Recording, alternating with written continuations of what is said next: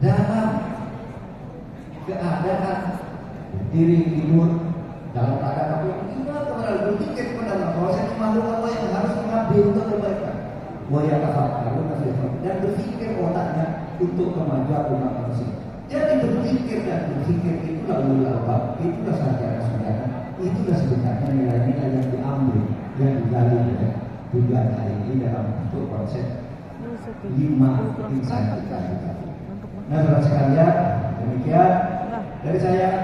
Mudah-mudahan HMI dan kita semua alumni HMI yang bergabung kita ini terus berada dalam tekad untuk maju dan maju menuju Indonesia Emas. Terima kasih. Assalamualaikum warahmatullahi wabarakatuh.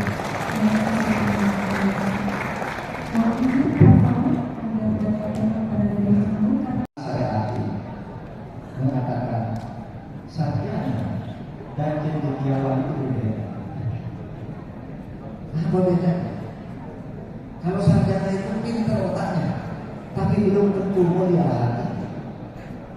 Kalau cendekiawan, meskipun dia tidak punya ijazah S1, S2, S3, otaknya pintar, hatinya mulia. Itulah kalau di Universitas Gajah Mada itu disebut sarjana yang sujana. Bagi yang alumni Gajah Mada itu kan, ya dari itu. Saat apa sih yang dicetak oleh UGM? Lalu ada di pidato pertama Profesor Sarjito ketika dia itu berdiri, UGM ini didirikan untuk mencetak sarjana sarjana. Sarjana sarjana itu kan jadi apa? Hatinya mulia, otaknya pintar itu kan yang disebutkan di dalam Al-Quran itu ulul albab, punya intelektualitas dan moralitas. Itu ulul albab. Itu yang diciptakan oleh HMI. Insan kita seperti itu. Itu yang akan mendorong Indonesia cepat sampai menjadi Indonesia Emas. Saudara sekalian. Jadi kalau di dalam Indonesia ulul albab ukurannya dua.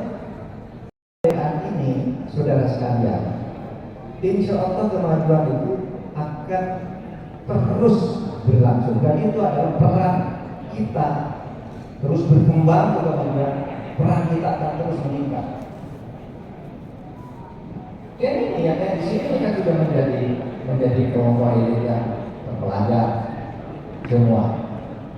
Dan saudara kalau satu luar negeri, kalau ketemu duta besar, ini HMI. Ada duta besar di suatu negara di Eropa, jemput dia, Pak, yang besar. Kamu HMI? Ini banyak. Apalagi yang di bawah besar banyak sekali. Itu artinya Bang kita berhasil mencetak orang di berbagai bidang. Kita berhasil. Di bawah itu kalau kita terus berdebat bertengkar tidak apa-apa, tapi jangan bermusuhan sungguhan. Jangan Indonesia.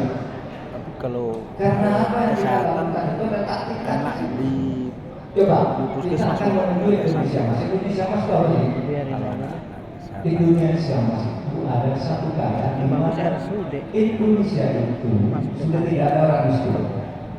Kalau kita lihat dari nyata 6 juta kan? dari 0%. 6 juta kan? WMR-nya DKI. Turun Dia nggak pakai dari mana? 50 pada 100 tunjangannya dari 4 dari 8 dari 9 dari 9. Kayaknya kalau kita 45 insya Allah bisa. Baru P3 Karena soal kemiskinan. BLUD Apa gambar kemiskinan? rumah sakit kan BLUD pada naik Petanya dia Pada daerah siapa? Tapi nanti PNS. Peta jangan menuju Indonesia masuk Indonesia. nanti kalau ada ketika lowongan Indonesia P3K mencapai tapi lebih usia 100 gede tahun gaji non PNS daripada P3K Indonesia sebenarnya P3K 8,3 nih. pendapatan per kapita 24.000 Kalau sebenarnya bisa hampir 10 juta. Tapi kalau kita bekerja menurut para ahli kita bekerja ya biasa-biasa saja. Kalau sudah lalu gas betul Si siapa namanya? Si bisa itu kelamaan. tahun Si Lois tahun 2040 kelamaan. Duit yang mana bisa PPK-nya. itu PPK-nya yang sekarang ini. sudah Oh, tidak nanti ada ruginya di di rumah. meskipun meskipun juga Pak sudah boleh Ini sekarang tuh udah udah 80 dikenalin. itu. Kan gua sama orang Dasko, staf Dasko yang Kita SN tadi. Iya. buat Udah dikenalin langsung di kalau bukan dia pakai.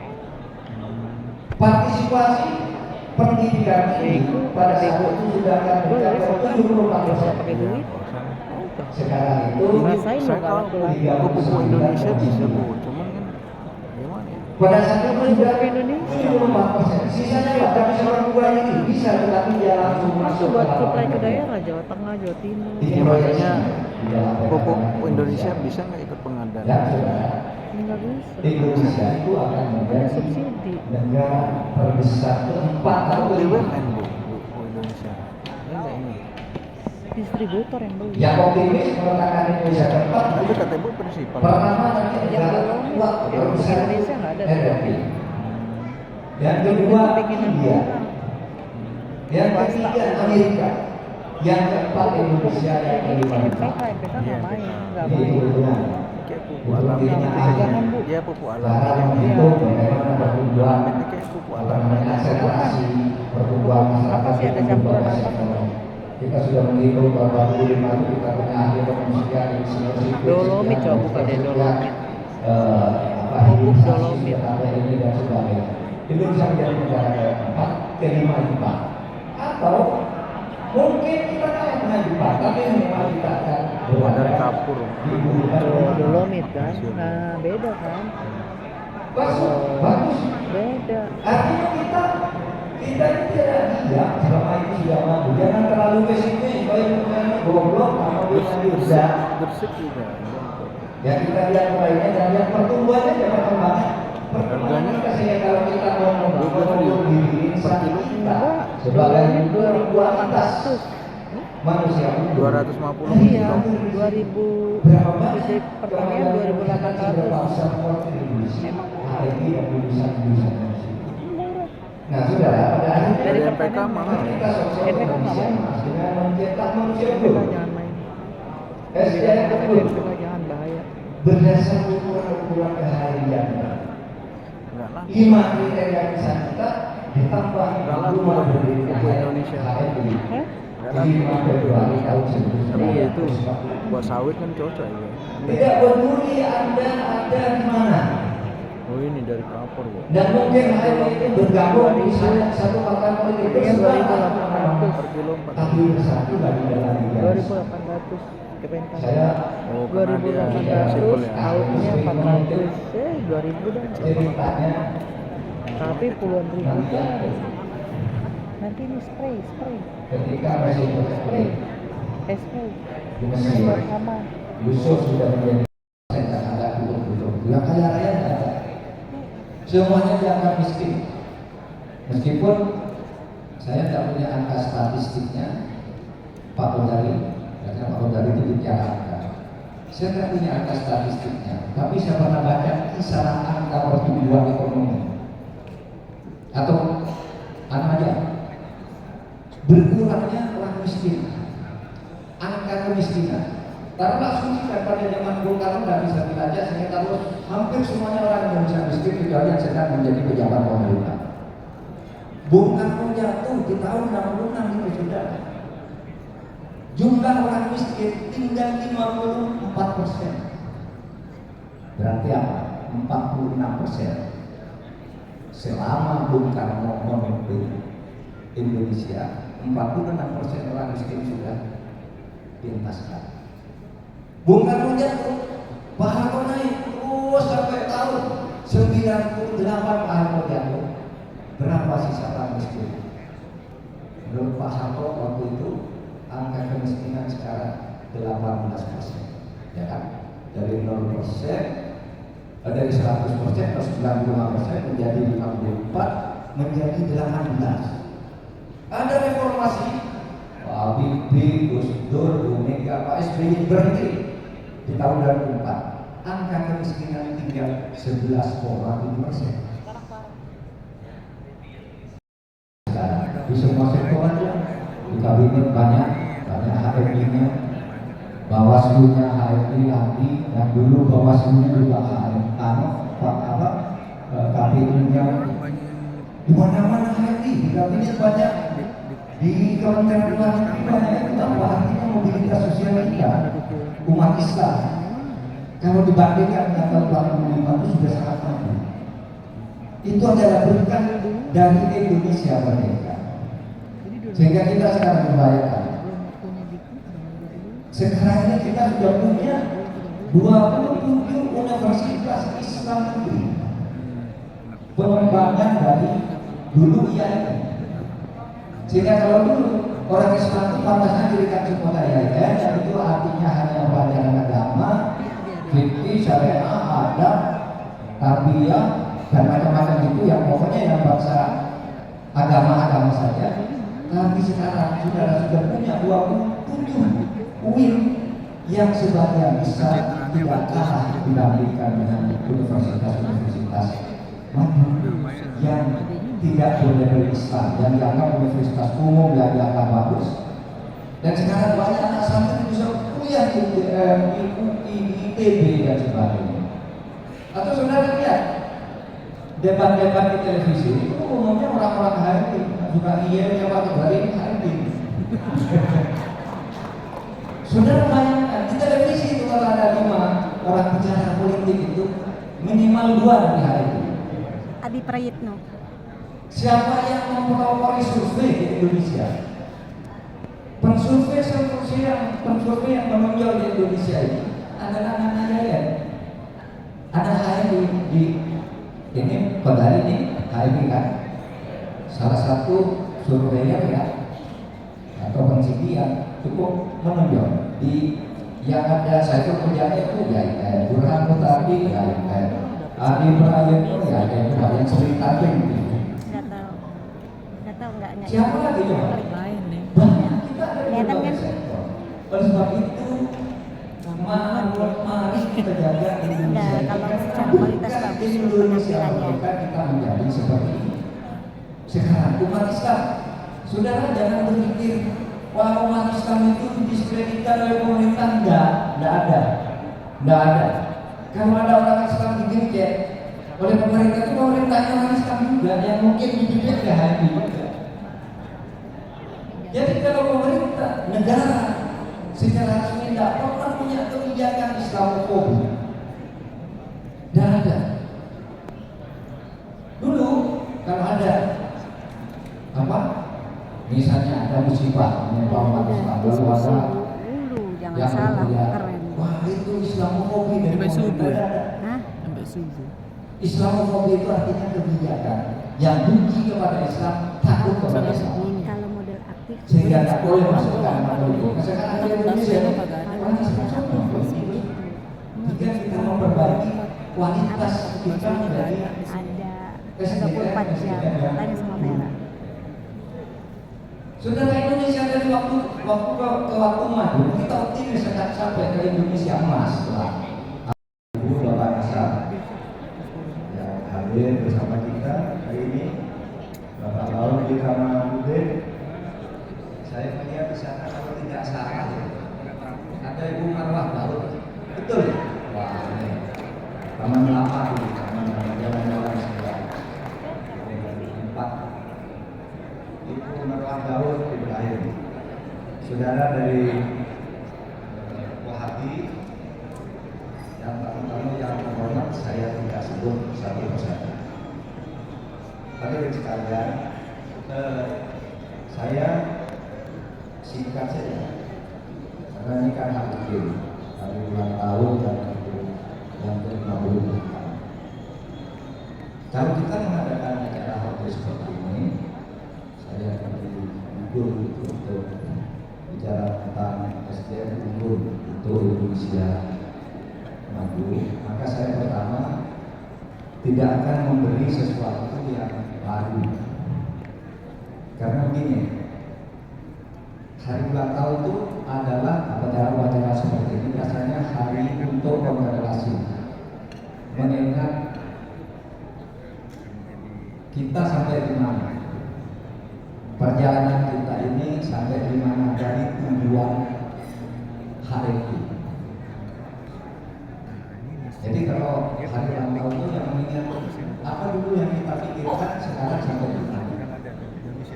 Itu komunikasi. Dan itu belajar dari sejarah. Ada yang menarik ketika Bung Karno itu pada tahun kejatuhannya di tahun 17 Agustus itu dia mengatakan gas merah, jangan sekali-sekali meninggalkan sejarah, karena dari sejarah itulah kamu belajar dan tahu kamu itu ada di mana dan akan kemana. Oleh sebab itu, saudara, dulu saya pikir Bung Karno ini pintar banget ya bikin video-video seperti ini. Jasmina jangan sekali dilupakan sejarah. Kalau kita belajar Al-Quran itu sebenarnya terjemahan dari ayat Al-Quran yang menyatakan begini, ya ayyuhalladzina amanu taqullah wal tanzur nafsun ma qaddamat lighad.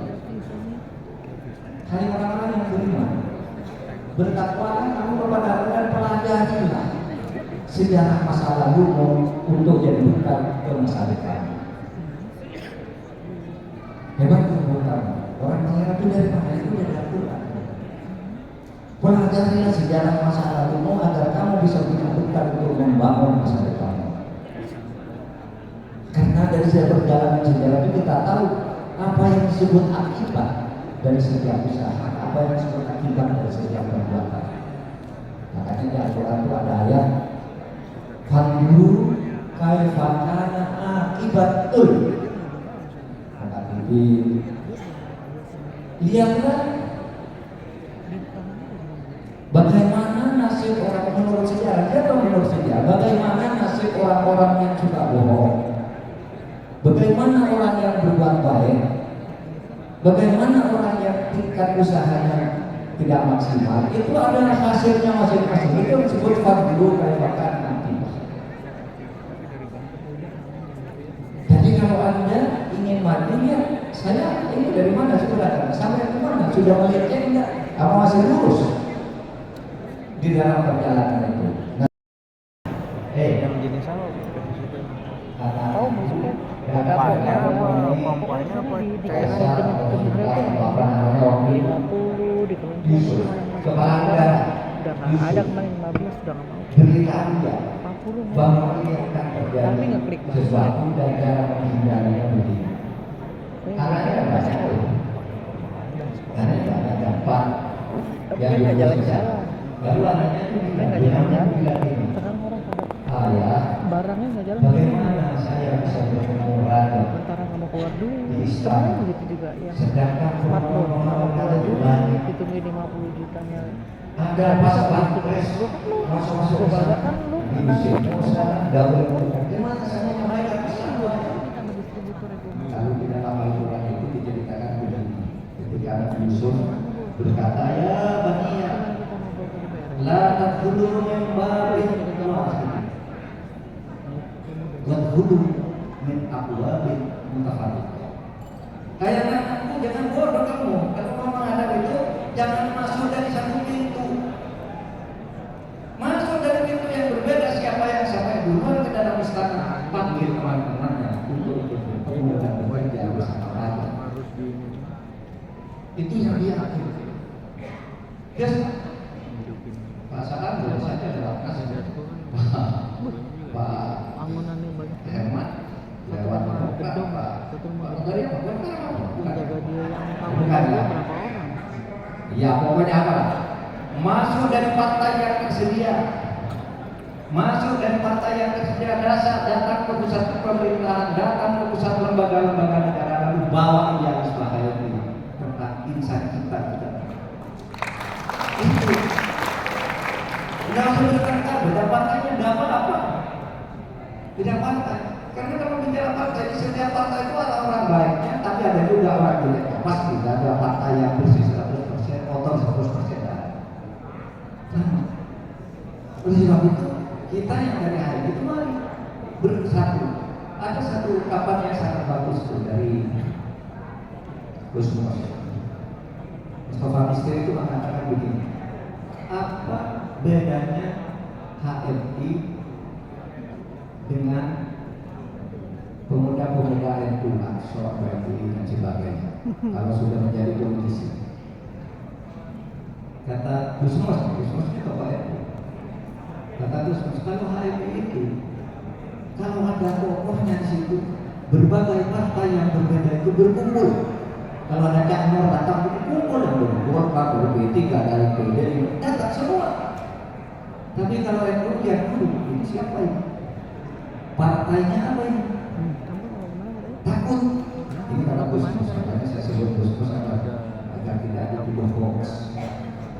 Ini pernyataan Gusmus yang pernah saya share dari di grup-grup lain, di grup-grup lain. Nah begitu caranya. Kita punya idealisme, kursinya boleh beda.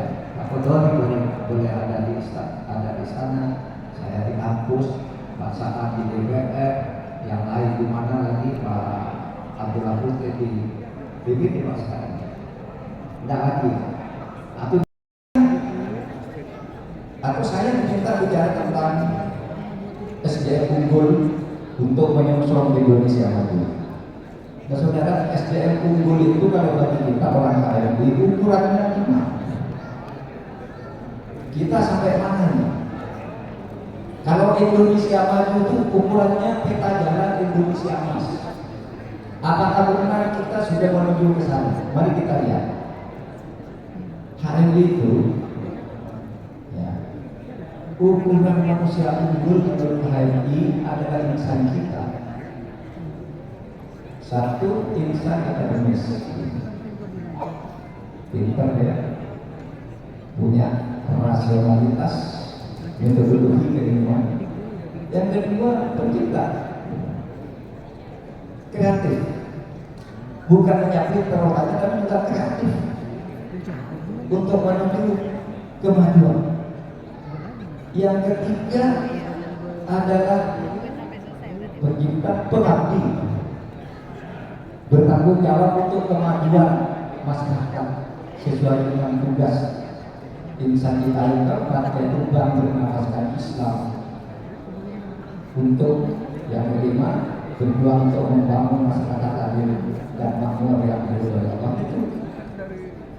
Itu SDM unggul dan HMI. Sehingga kalau kita mau bertanya SDM unggul apa yang kita kan? Di mana hasilnya? Mari kita lihat, saudara. Alhamdulillah kita bersyukur kepada Allah Subhanahu wa Ta'ala bahwa sampai hari ini HMI itu sudah berhasil mencetak manusia-manusia unggul yang hebat. Saudara bayangkan di tahun 47 ketika HMI berdiri, sangat sedikit anak-anak Islam yang bisa kuliah, apalagi menduduki jabatan-jabatan penting. Tidak ada. Umat Islam juga begitu pada umumnya, karena dulu politik pendidikan Belanda itu mendidik umat Islam itu kalau bodoh. Kalau bodoh itu bisa dijajah terus. Oleh sebab itu HMI lahir. Kalau ditanya apa, kan sering ada kata keislaman ke Indonesia. Tapi kata HMI sudah ada keislaman, meneruskan Islam, namanya Islam. HMI terus Indonesia mana? Indonesia itu ditemukan pada saat hari pendirian atau deklarasi berdirinya HMI pada 7 Februari tahun 47, di mana disebut kami mendirikan HMI dengan 3 tujuan. Tapi yang disebut insan kita 5 itu adalah yang ada di AB anggaran dasar HMI hari ini. Tapi dulu belum ada ART. Itu tujuannya begini. Satu, mempertahankan negara kesatuan Republik Indonesia dan mempertinggi derajat rakyat Indonesia. Jadi keindonesiaan itu sudah muncul di hari pertama hari itu dilahirkan. Yang kedua, menegakkan dan mengembangkan ajaran Islam. Itu yang kami katakan keindonesiaan dan keislaman merupakan satu kesatuan yang tidak boleh dipertentangkan. Kemudian yang ketiga, ya sudah selesai, mengesahkan ADART dan membentuk pengurus itu. Jadi 2 yang berlaku sampai sekarang itu dari tujuan berdirinya HMI untuk keislaman dan keindonesiaan itu tercetus semula pertama Orang PDIP ya. pada tahun 1967, meskipun pada saat itu tidak dikatakan seperti itu, tapi kalimat ini mempertahankan negara kesatuan Republik Indonesia karena HMI itu adalah anak kandung Republik Indonesia. Oleh sebab itu HMI akan terus berjuang untuk Indonesia. Saudara, kita harus bersyukur sekarang bagi kaum muslimin itu atas peran serta bukan satu-satunya HMI, tapi atas peran serta HMI. Sekarang ini umat Islam Indonesia sudah mengalami mobilitas vertikal yang sangat luar biasa tinggi.